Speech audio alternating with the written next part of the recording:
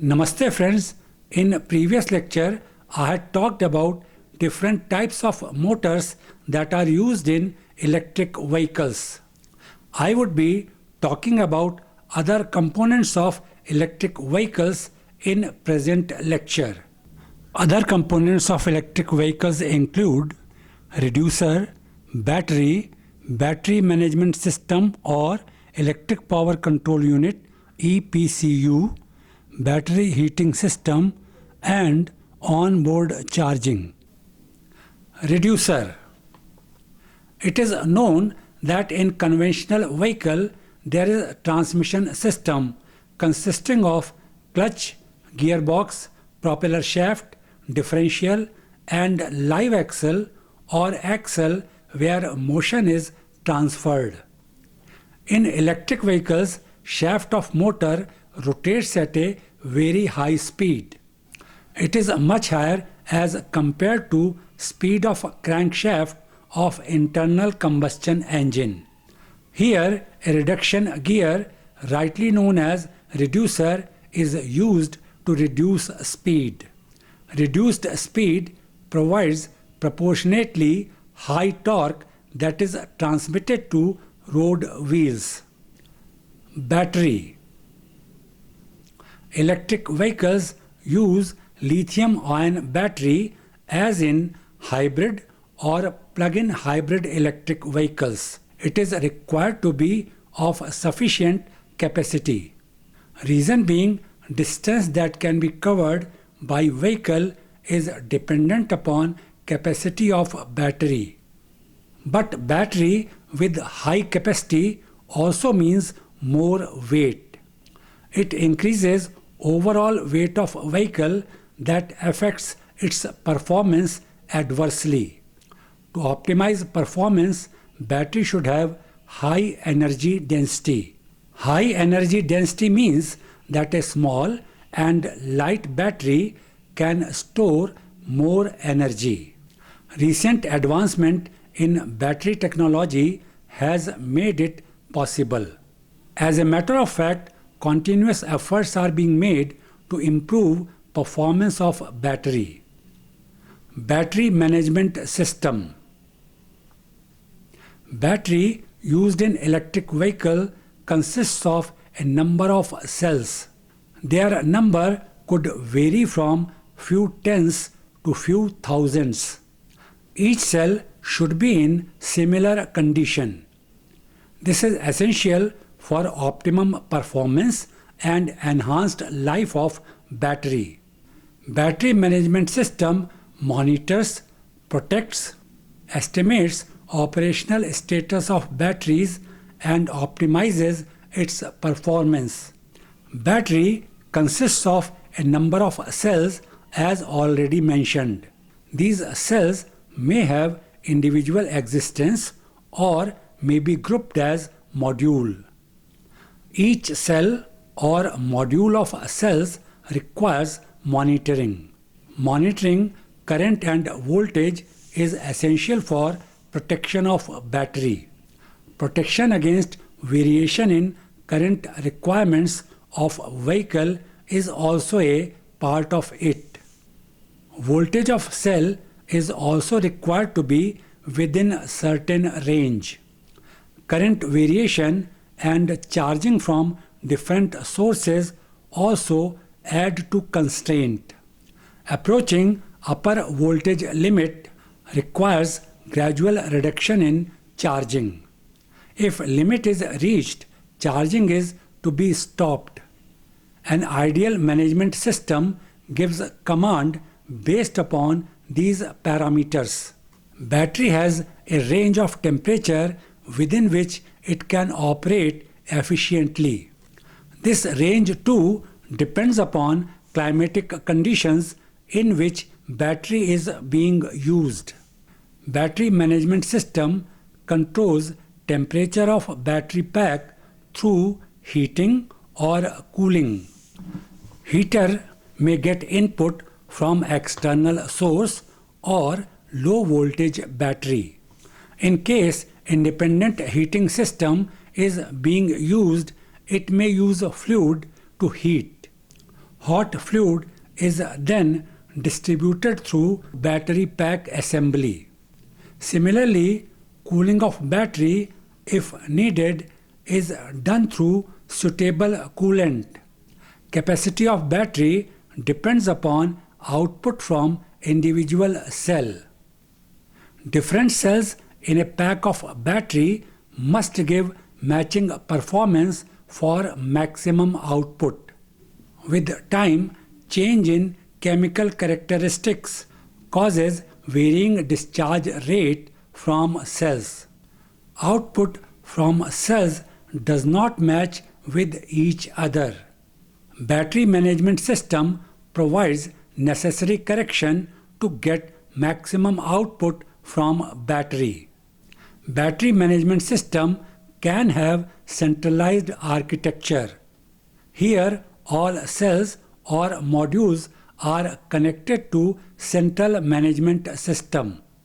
As all cells or modules are connected to single system, there is a large number of wires that makes maintenance quite complicated.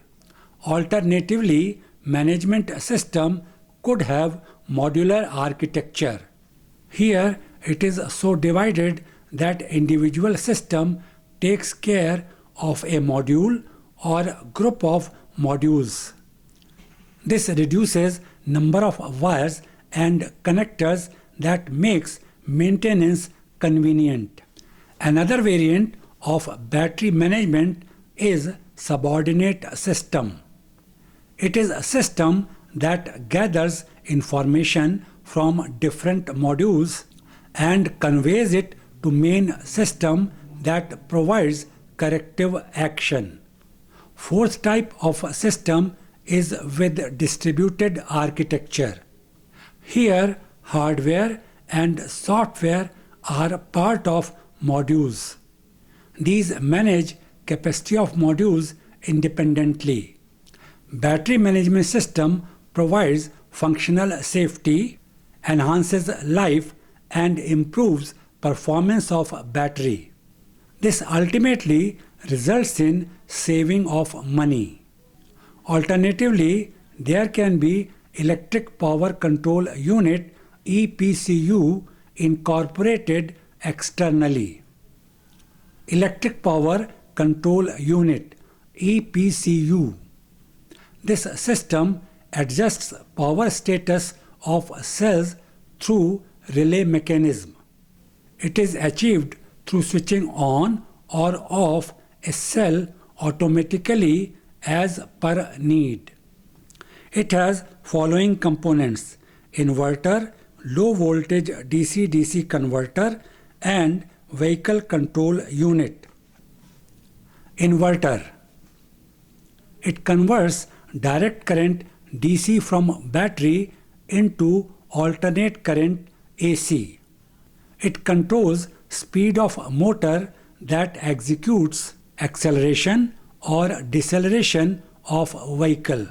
It plays a crucial role in drivability of electric vehicle.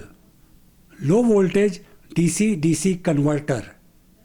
It converts high voltage from traction battery to 12 volts.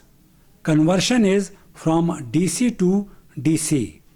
It may be used to charge other 12-volt battery that takes care of various electronic systems in vehicle. Vehicle control unit. It is the most important component of electric power control unit. It manages motor control, regenerative braking, air conditioner load, and power supply to electronic system. In fact, it controls nearly all power systems in an electric vehicle. Battery heating system. It may be required in regions with cold climatic conditions. At low temperature, charging capacity and charging time are affected adversely. Battery heating system keeps temperature of battery at desired level. It helps to provide rated charging capacity and optimizes charging time. Onboard charging. This device is used to charge battery at home. A battery is continuously discharged as it is used in vehicle. At a stage, it may not be left with enough charge. Battery charger can recharge it. For this purpose, a charger is incorporated in vehicle. If charger is not provided in vehicle, external charger may be used. In homes, alternate current AC is available. A charger converts alternate current AC into direct current DC. Considering a battery of say 48 ampere hour current should be charged at a rate of 2 ampere per hour. It will take 24 hours to charge fully. To reduce this time, it should be recharged at higher ampere per hour. Though it is possible, but it is undesirable as it will buckle battery plates. Continuous efforts are being made to overcome it and reduce charging time of battery. All the components described form an electric vehicle. Referring to diagram that presents an electric vehicle with all components and their position. It is a rear wheel drive vehicle. Rear or live axle LA is connected to electric motor M through reducer R as shown. Motor gets input from battery B on left side. Battery has battery management system BMS that may be an integral part of battery. Alternatively, there could be external electric power control unit. Battery heating system is shown as block BHS on lower side. Charger C shown on upper side provides on-board charging and has a plug as shown that can be connected to electrical supply. Electric vehicle powertrain. We are aware of different components of electric vehicle such as motor, battery pack, inverter, DC-DC converter, charger and battery management system.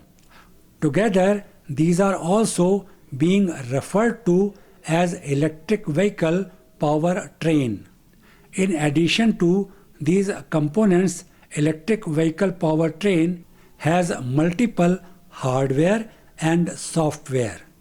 Battery in an electric vehicle is considered most important component. Its performance determines performance of vehicle.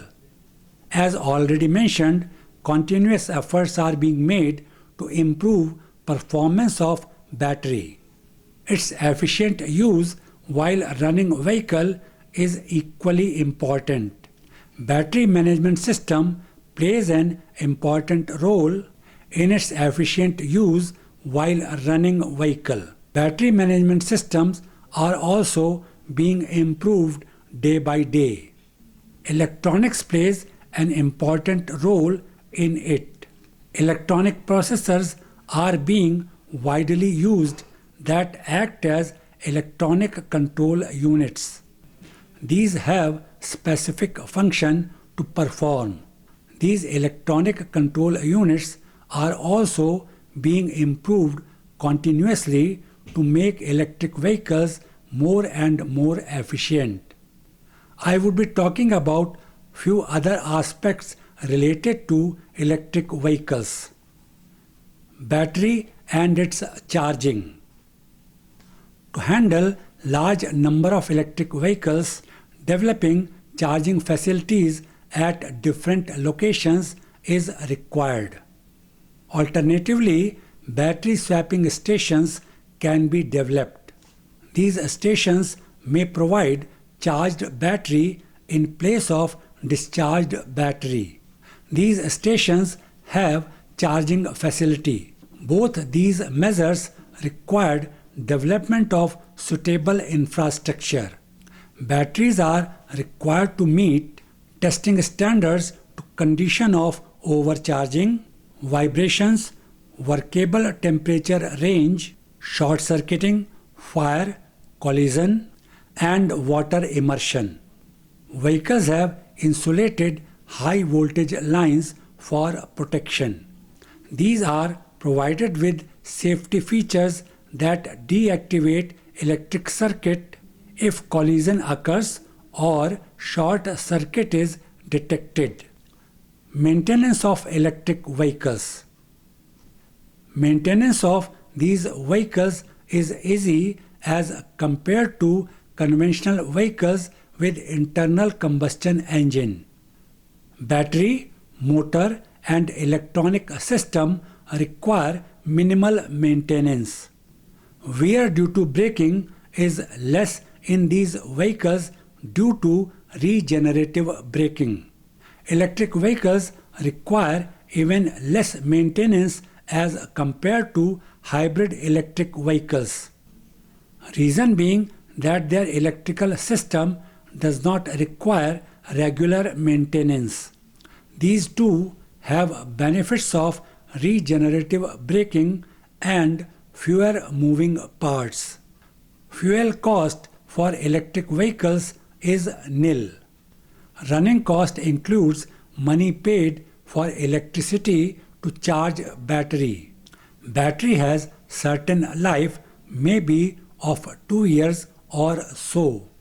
Replacement of battery may also be considered as running cost.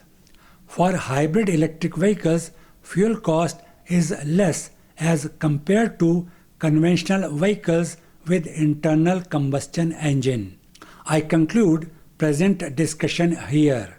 Hydrogen is an alternate source of electricity to run vehicles. I would be talking about hydrogen and fuel cells using hydrogen in my next lecture. Thanks for watching.